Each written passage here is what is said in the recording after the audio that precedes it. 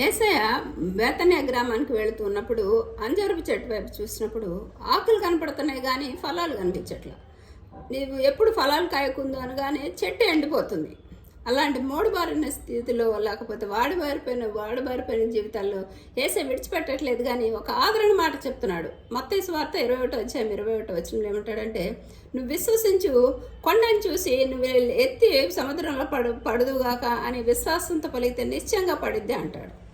కాబట్టి మన జీవితాల్లో కూడా ఫలాలు లేకపోవచ్చు, ఎండిపోయిన జీవితం ఉండొచ్చు, కొండ లాంటి సమస్య ఉండొచ్చు, అసలు మనకి ఈ సమస్య నుంచి బయటపడతామన్న ఆదరణ లేకుండా ఉండొచ్చు. అలాంటి పరిస్థితిలో హన్నాను తీసుకుంటే మనము యెహోవా సంతు లేకుండా చేస్తున్నాను ఉంటుంది, పెనిన్న గొడ్రాలని ఉంటుంది. అలాంటి సమయంలో ఆమె దేవుని విశ్వాసం ఉండి, ప్రభా నాకు మగబిడ్డను అనుగ్రహించు అని ఆత్మ కుమ్మరించి ప్రార్థన చేసేది. విశ్వాసంతో మగబిడ్డను పొందుకుంది. మన సమస్యలు కూడా విశ్వాసంతో ప్రార్థన చేసినప్పుడు తొలగిస్తారు.